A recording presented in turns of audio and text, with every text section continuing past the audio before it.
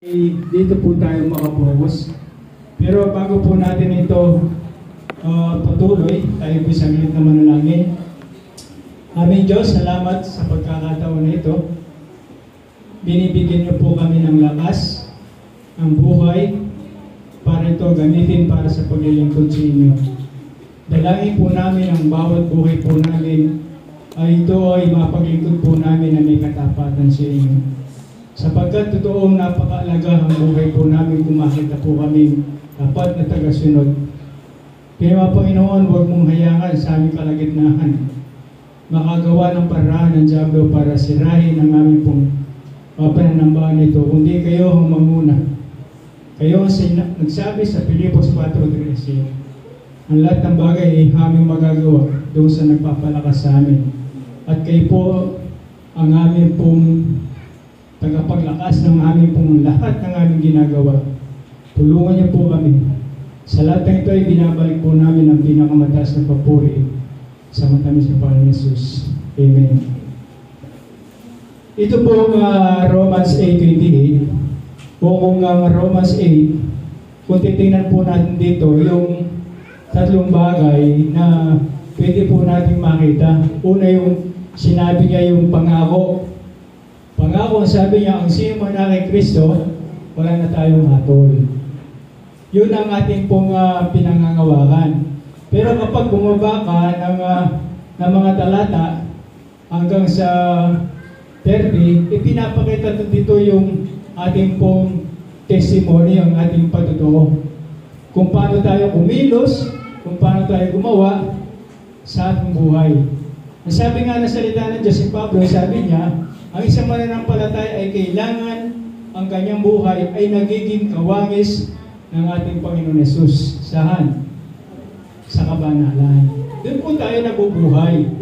Tapos, binanggit niya doon yung pangako uli ng ating Panginoon Jesus na sino ang makakapag-uwalay sa akin sa pag-ibig ni Kristo.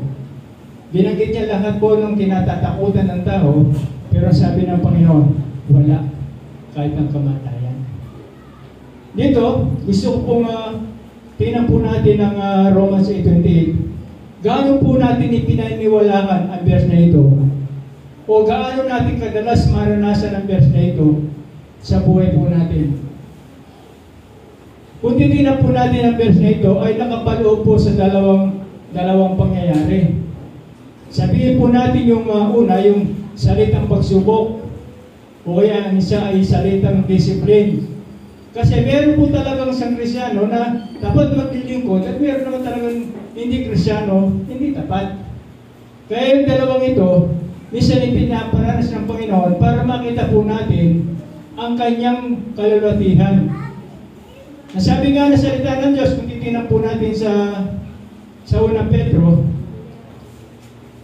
12, kung titignan po yung sinabi niya, 12, 14, binabagay niya dito, kaya pala pinaparanas ng Panginoon ang iba't ibang huri ng pagsubok sa ating buhay para makabahagi ang kahirapan ng Panginoon Jesus sa buhay po natin.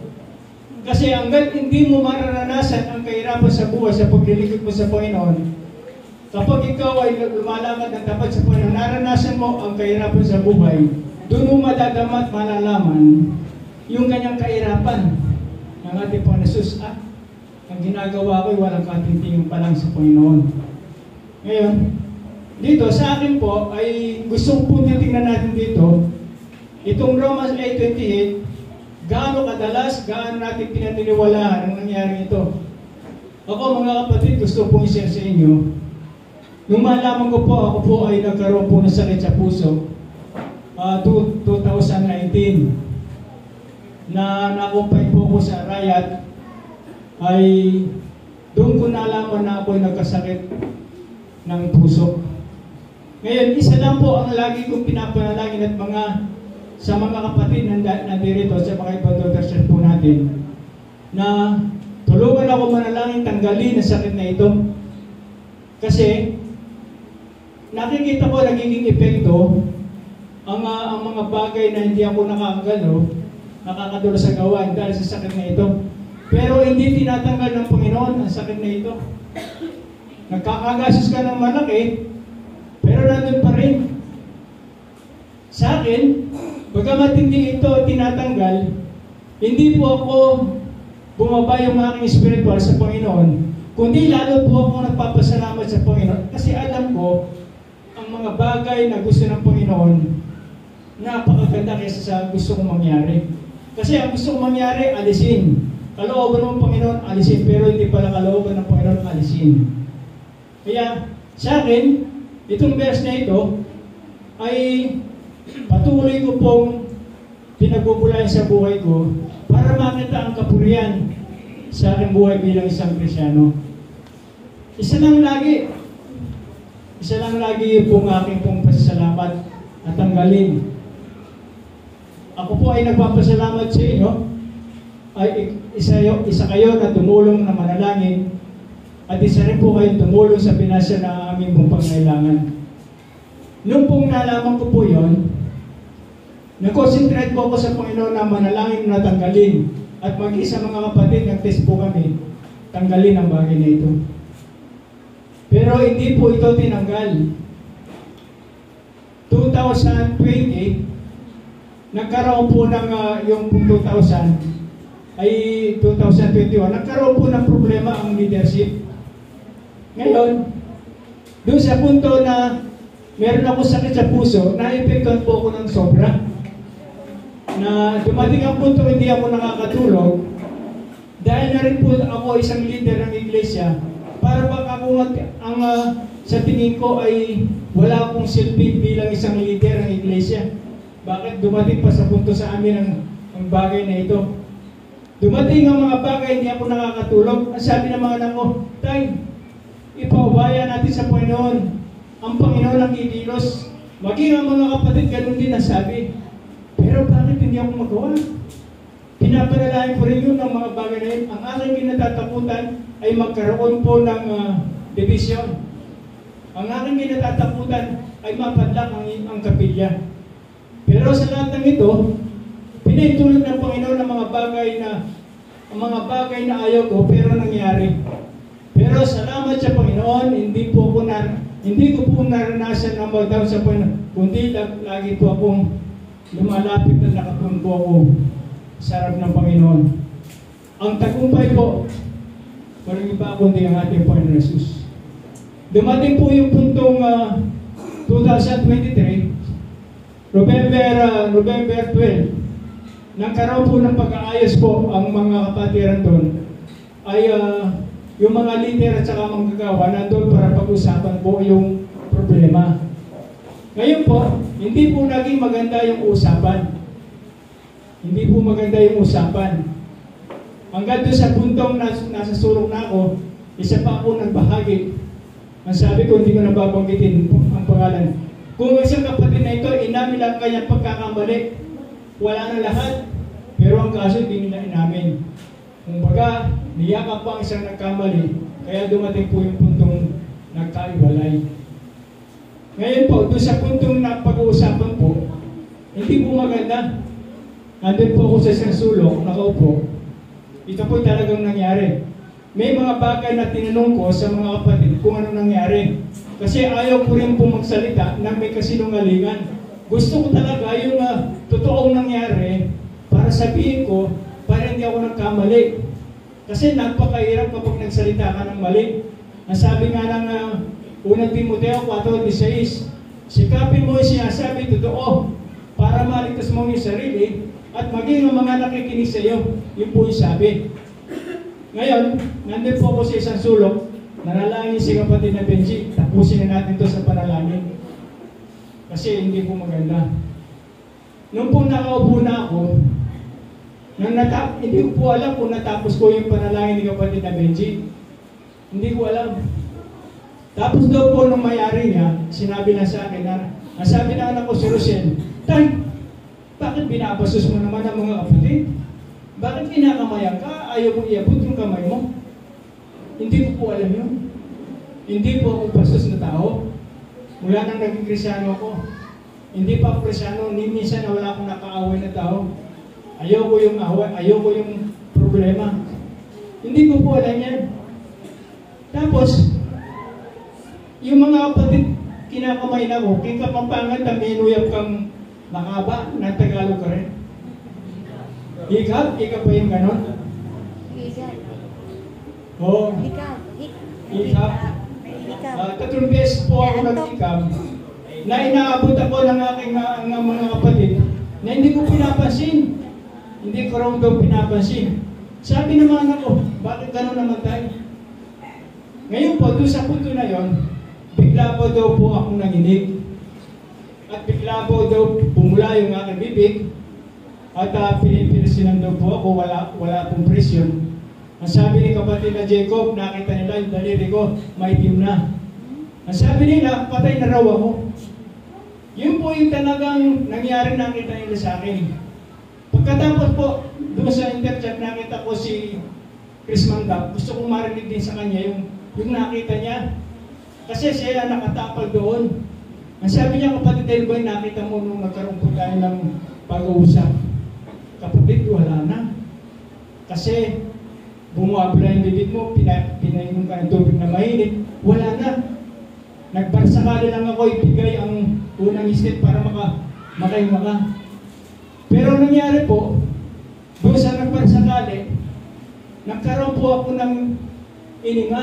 At alam ko po, doon sa puntong ininga na yon, binigyan po ng daan at kasagutan yung panalangin. Sabi ng anak ko si Rosel, Panginoon, huwag mong kunin ang aking magulang sa ganitong pagkakataon.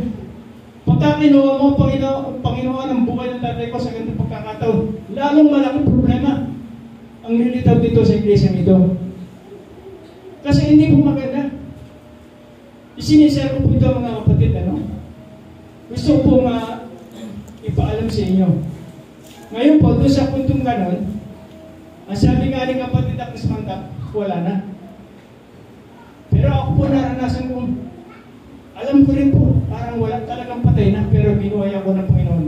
Kaya ako nandito para ibahagi, share sa inyo ang naging karanasan ko. Doon sa punto na yon, ay nahihirapan na po akong maglakad, nahihirapan na po akong minsan pumunta ka sa CR, nauubusan ako ng hininga. Ganun po yung naranasan ko. Pero isa lang ang aking panalangin, Panginoon, tanggalin mo ang sakit na ito. Gusto ko tanggalin mo ito para makapag-tutulong na maayos sa inyo. Pero hindi tinatanggal ng Panginoon.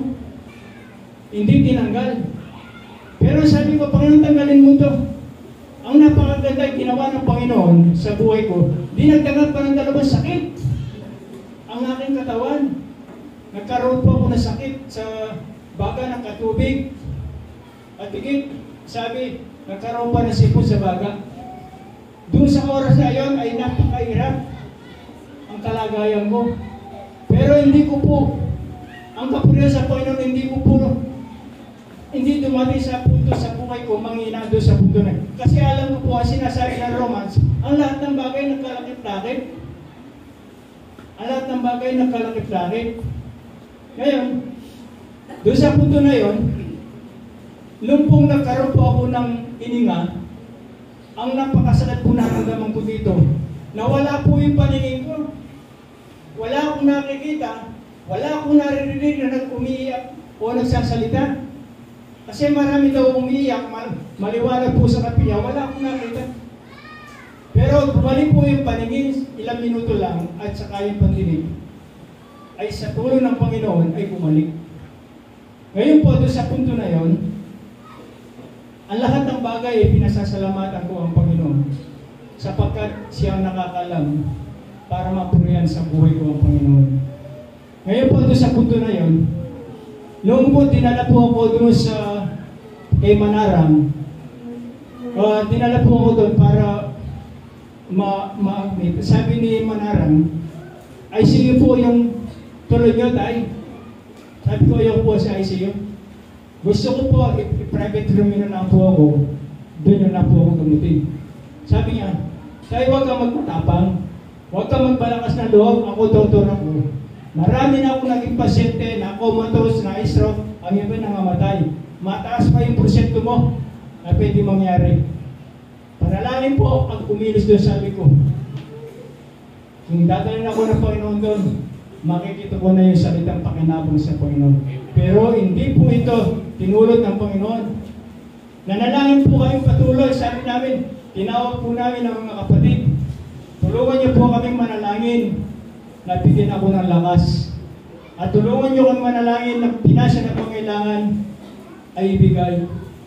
Alam niyo po, dun, alos 2 araw lang, ang amin pong naging gastos, 78,000. Hindi pa po kami nakalabas doon sa ospital, nandun na lahat. Pero alam ko, alam ko meron akong pera, 7,000. At ito ginagamit ko sa pag-maintain ko sa gamot. Nakita ko yung kapurihan ng Panginoon. Hindi niya tayo papabayaan sa lahat ng bagay kapag nagtiwala po tayo sa Panginoon. Ngayon, doon sa punto na yon, patuloy pa rin ako nananangin, Panginoon, tanggalin mo sa kanya ito. Kasi nahihirapan ako. Naranasan ko ng hindi ako makatulog na makaiga. Naranasan kong hindi na ako makatulog na makaupo. Naranasan ko pumunta sa CR, alas hindi na ako makakabot. Pagka nag-visa ko na masikip na ang damit ko, nauubusan ako ng iniya. Pero ang kapurihan sa Panginoon, hindi po ako pinabayaan. Ang sabi ko po, sa akin, Panginoon, tanggalin mo ito. Nahihirapan ako. Kasi ayaw ko yung siyempre sino sa atin ang naglilingkod na may isang kabal. Wala po. Ang sabi ko, tanggalin mo. Pero ang sabi ni kapatid, kasi ayaw po ako magpo-opera talaga. Tatlong doktor na nagsabi sa akin, si Dr. Brian, Dr. Charlie, Dr. Samson, at saka yung 4 pala yung doktor sa Green City. Yun po yung gusto nilang mangyari. Nung dinagdagan po yung sakit ko sa katawan, nagkatubig, nagkasipon. Ang sabi ni Dr. Brian, pupunta ka sa doktor na talaga mahusay sa baga para makita kung gaano karami yung tubig mo at saka yung sipon. Pumunta po kami sa Green City. Napumunta po kami doon at ginawa po nila sa akin yung CT scout. Ang ginawa po nila, sinilip yung aking baga, nakita talaga may problema. Nagkaroon po kami ng gamutan ng 7 araw. Ang sabi ko, nung bago po kami umalis doon, sabi ko, Dok, meron po akong pakikiusap sa inyo kung ito po kung payag po kayo, kung hindi naman okay lang po. Sabi ko, gusto po akong manalangin kasama kayo. Pumayag po siya. Pero doon sa punto pumayag po siya manalangin, walang ebanghelyo pumasok sa kanya, walang ebanghelyo sinabi ko sa kanya. Ang alam ko po sa susunod na linggo, ay doon ko ipapasok ng ebanghelyo. Patuloy ako nanalangin sa Panginoon. Panginoon, pag dumating ang pagkakataon ng pagbalik ko doon, bigyan mo ko ng lakas, ng tapang, para ibaagi ko salita ng Diyos sa doktor na ito. Sabi ko, yanda mo ang kanyang puso para makinig sa salita ng Panginoon. Nung pupunta po kami, bumalik po kami, napakadami niyang pasyente. Sabi, paano ko kakausapin ko kayo? Marami siyang pasyente. Yung pala, ako na yung pinakalas. Nung pong ako na yung last, nakiusap ulit ako kay doktor. Sabi, Dok, alam ko po yung inyong trabaho, napakalaga yung oras ninyo. Kasi 3 ospital ang pinupunta niyo yung araw-araw. Sabi ko, meron po akong pakiusap sa inyo kung ito po kung okay lang po. Gusto ko pong ipaagi sa inyo ang ebanghelyo. Ito po kung gusto nyo, kung payag po kayo, hindi, wala akong problema. Pumayag po siya, mabilis po siyang pumayag. Ang una kong tanong sa kanya, sabi ko, Dok, ilang gusto niyo mabuhay dito sa mundong ito? Sabi niya sa akin, okay na yung 19.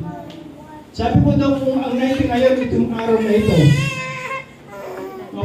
saan mapupunta yung kaluluwa?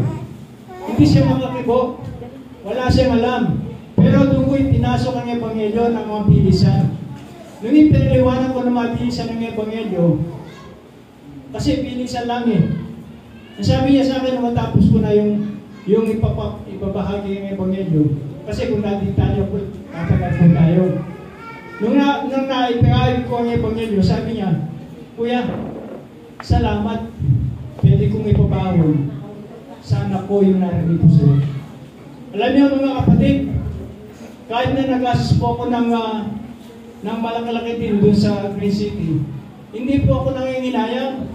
Kasi kung ang doktor na ito ay kumilala sa Panginoon, higit pa ng kayanganan ng mundo ang pwedeng ipagkalap sa akin ng Panginoon. Ay kung hindi man ito tumanggap sa Panginoon, ang sabi ng Panginoon, hindi ko nasisingil sa kamay mo ang kanyang dugo. Yun din po ako nakapokus. Kaya sa aking pong buhay, sa lahat ng pagkakataon na napakahirap, nandun po napaparangalan ng Panginoon sa buhay ko. Mga kapatid, sinasabi ko din, hindi ko po ito pinagmamalaki sa inyo na parang nangyayari. Ito po talagang karanasan na nangyari sa buhay ko.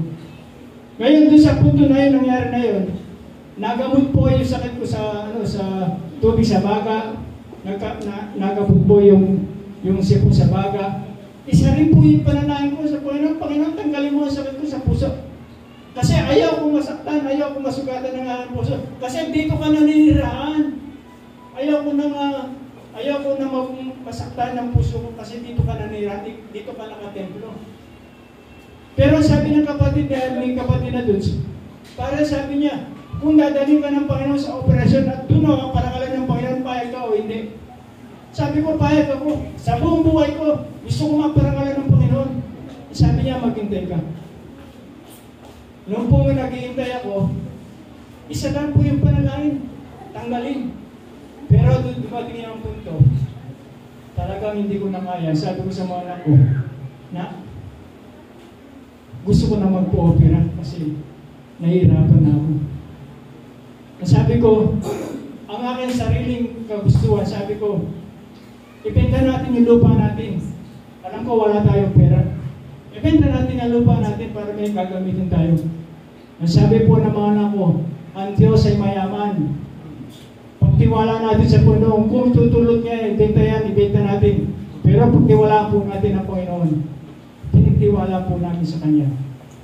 Nung pumunta po, nung pinado po namin pumunta doon, nag-text po ang aking anak sa friends niya at sa mga sa cellphone. Meron po isang kapatid nakabasa, na kapatid doon sa Malauli. Nabasa niya na ang tatay ko humingi ng panalangin, support sa panalangin, support sa financial. Gusto po namin po opera sa center. Ngayon po, sumagot po, nag-reply po yung kapatid na yun. Ang tatay ko na opera doon sa center, gusto mo tulungan kita, pakilala kita. Ang nakaplano po sa amin, napupunta po ng doktor, yung po nag-opera kay paring Amy. Talaga yung pupuntahan po namin kasi Dr. Brian, ayun po yung permita sa amin. Ngayon, dahil po sa punto sa Romans 8:28, ibinigay niya yung pinaka-mas mabuti pa sa nangyari sa amin. Nung pumunta po kami sa center, ipinakilala. Ang sabi ng daw, nasa ng angiogram. Pinakita po namin sa kanya, nabasa niya, hindi na po ito makukuha sa angioplasty, kailangan operasyon. Ang sabi niya, nagsulat siya. Ang sabi niya sa anak ko, Rosel, ibigay mo sa pamunuhan ng center ito, ipakosting mo. Tapos humingi ka ng maraming xerox. Humingi ka ng tulong sa mga politician. Hindi po namin alam yung ganun, pero siya ang nagsabi. Alam ko, ang Diyos ay kumikilos sa kanya para turuan niya ako at para pagtiwalaan ko siya. Doon sa punto na yon, hindi ko po alam ang doktor na ito, isa para siyang mananampalataya. At ako alam niya, isa akong manggagawa. Noong pong mahabang panahon ang amin pong pagsisikap doon, siguro kung bibilangan mo 10 beses, nakabalik kami doon. Ang una pupunta namin doon, nagpahit ang aking anak, sabi niya, sa secretary, magkano po yung babayaran namin? Ang sabi po ng secretary, wala po kayong babayaran. Ang sabi ng anak ko, bakit? Hindi ko po alam ang sabi niya.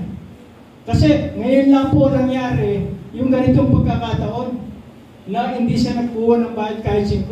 Meron po siyang tinutulungan, 50%. Alam niyo po, nakita ko yung kabutihan ng Panginoon ng Romans 8:28. Yung napakahirap na bagay, ginawa ng Panginoon. Ginamit ng Panginoon ang doktor na ito. Isa pa lang mananampalataya. Nung po nandun na sa amin yung posting, sabi niya, ibigay mo sa pamunuan ang posting na ito. Kapag nakaipon ka, at alam ko na sila ang nagbibigay ng schedule sa iyo. Umingi po sila ng 80%. Sa gastos po namin, ibinigay po namin. Binigyan po kami ng schedule. April, May, ang layo. Kasi bagyan na lang ako talaga lumalakad. Nakita niyo yung Joy Fellowship po natin. Salamat, nagkaroon po ng Joy Fellowship para ipanalangin ako. Dumating po yung ganon. Ngayon, doon sa puntong ganon, nakita ko ang pag-iilis ng Panginoon. Yung gusto kong mangyari, na ibenta yung lupa, hindi po ito ibinenta ng Panginoon. Yung gastos po namin kulang alas 1 milyon, ipinrovide ng Panginoon. Hindi ko po alam kung paano niya ipinrovide. Ang mga tao hindi ko kakilala. Ang mga tao kapatiran ay kumilos para po yung pangailangan po namin. Ibinigay ng Panginoon. Mga kapatid, sinasabi ko po ito sa inyo, hindi naman po gusto kong mangyari sa inyo na magkasal kayo sa puso. Hindi po. Kundi ito po sinasabi ko sa inyo para po magkaroon po tayo ng idea. Kasi ang Panginoon Jesus, ang mga apostol at kanyang mga alagad, ay hanggang ngayon ginagamit po natin ang kanilang experience. Kaya mga kapatid, sa oras na yon, biro mo, tutuusin, siguro kung kuwentan mo yung bawat check-up ko, siguro mga 40,000 meron. Kasi alos bruto na 2,200 ang balik po namin doon, pero wala kaming bayad kahit siguro. Nung po dumating po yung punto, ang sabi po na Dr. Charlie, ibigay na natin ang buhok.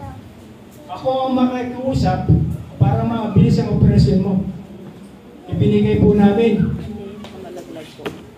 Pagkatapos po, ibinigay po namin, napakabilis.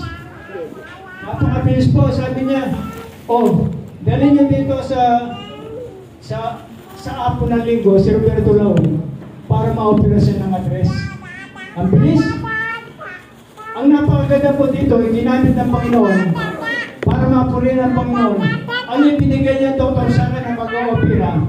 Isa po siyang director. Director po ng isang ospital, yung pinakamataas na ospital. Ang ibinigay po sa akin. Ang sabi po ng doktor na ito, ang operasyon sa kanya ay 6 na oras. Alam niyo po mga kapatid, ginawang 4 na oras lang. Bago po siya nasasabi ng doktor, hindi po natin kaya sara ang operasyon ng Roberto Laon kasi critical ang kanyang kalagayan. Ang aking mga anak, nagawa ka daw ng kamay na nalangin. Ang sabi niya, Panginoon, dinala mo buhay dito ang aking magulang. Gusto po namin umalis na kayo buhay. Para nangalagay, pakita mo ang bagay na ito. Ginawa ng Panginoon po yan. Ginawa ng Panginoon. Napakahirap na bagay, pero ginawa ng ng Panginoon. Mga kapatid, ito po yung napakaganda dito. Nung nandun ako sa ICU, nasabi po ng mga nurse at doktor, sino nag-opera sa iyo? Nasabi ko, si doktor po ng director ng ospital nito. Benito Aventura. Nasabi niya, hindi na nag-opera yun . Baka nagkakamali ka. Hindi po, siya po ang nag-opera. Siya po ang nag-opera. Sabi niya, may sinasabi po ba kayo sa buhay? Bakit? Kayo ino-opera niya, maraming nag-opera sa kanya, hindi na nag-opera. Bakit kayo ino-opera niya? Alam ko ang pagkilos ng Panginoon siyang kumilos sa doktor na ito. Ginamit ng Panginoon ang doktor na ito para makita niyo ako ngayon sa harap ninyo. Hanggang ngayon, binibigyan ako ng lakas ng Panginoon. Kasi po yung ang isang na-opera, hanggat hindi po ito nagigising, hindi po sasig. Kasi marami po na-opera doon.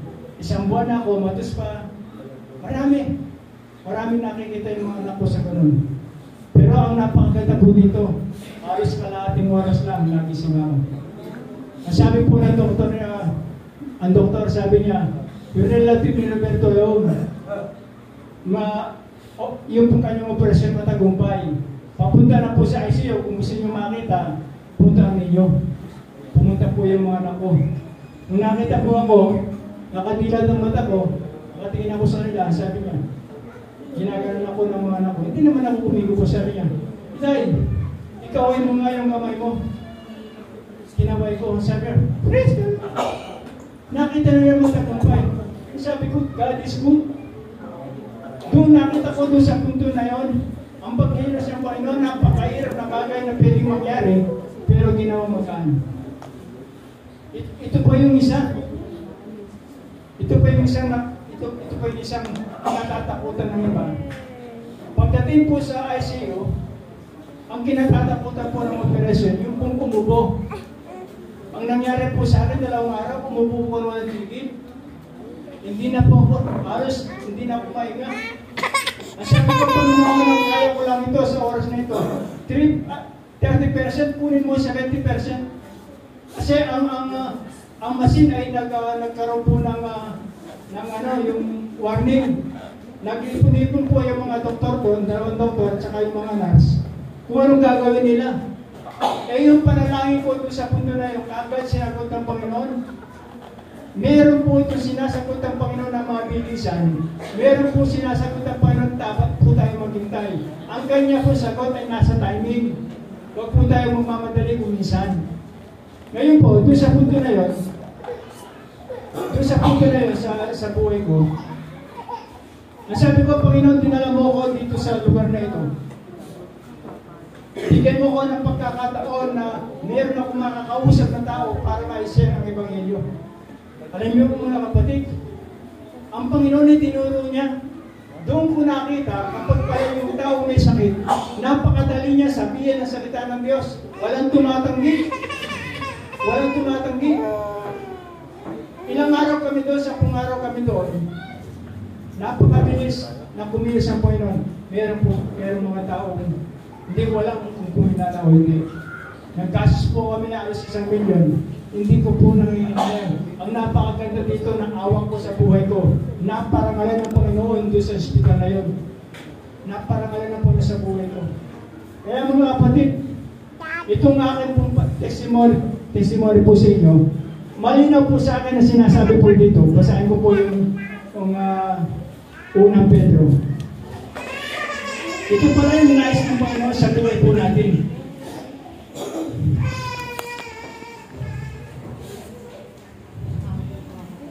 4:12.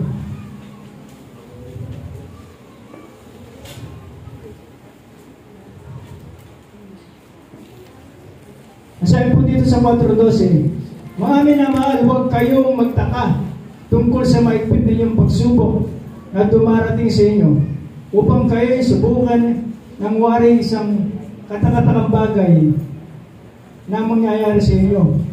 Kundi kayo mag-alak, yamang kayo nakikibaagi sa mga pagdurusan ni Kristo upang kayo naman ay matuwa, sumigaw ng galak ang kalwatihan ni maayos sa inyo. Ito pala yung layunin ng Panginoon.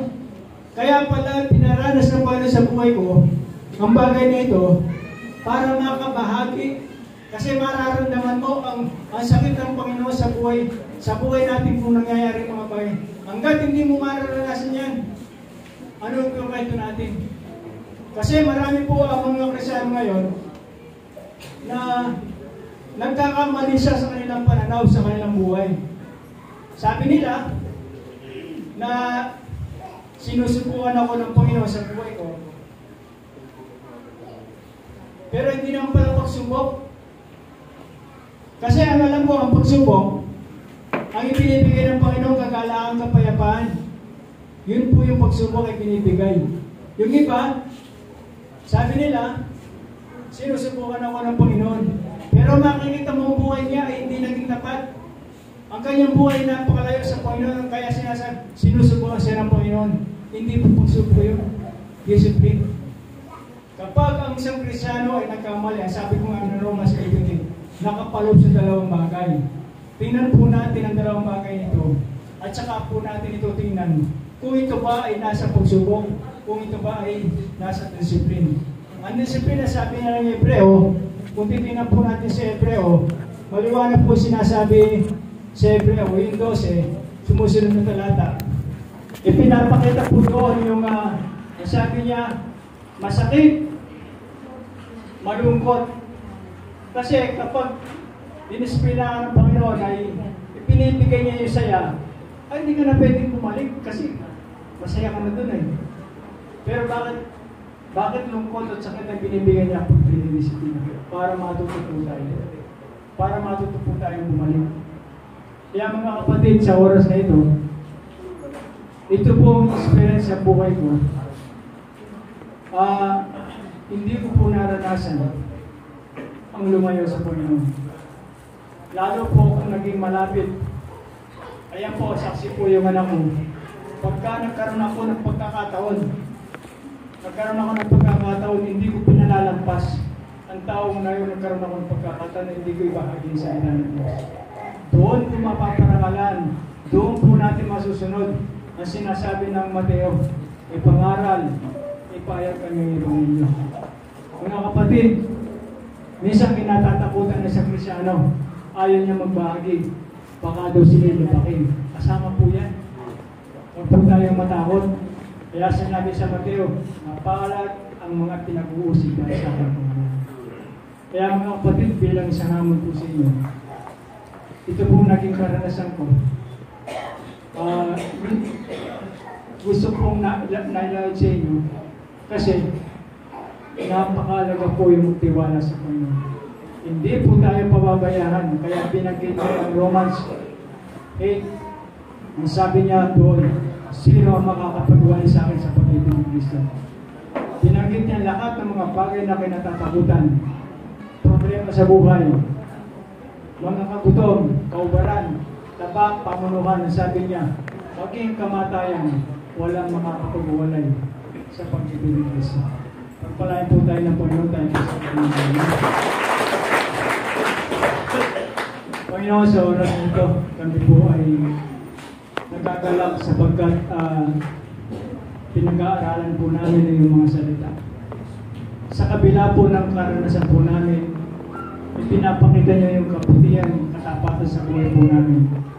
Salamat po, Panginoon, ang aming buhay. Tulungan niyo po kami kung saan kami mahina. Doon niyo po kami palakasin. Salamat po sa pagkakataon na ito na ang iyong mga salita ay naayag. Ito'y pwede po namin bawunin sa aming pamumuhay bilang isang Kristiyano. Sapagkat ito ay makakapagbigay po ito ng pakinabang sa buhay po namin. Kaya lahat ng bagay ito, Panginoon, sa iyo po namin pinagkakatiwala. Tulungan niyo po kami laging tapat sa aming pong paglilingkod sa inyo. Ang lahat ng bagay pwede po namin magawa. Kasi kayo po ang gumagawa, kayo tumutulong sa amin. Ang lahat ng ito, sa iyo po namin pinagkakatiwala sa pangalan ni Jesus. Amen. Okay, maraming salamat mga kapatid.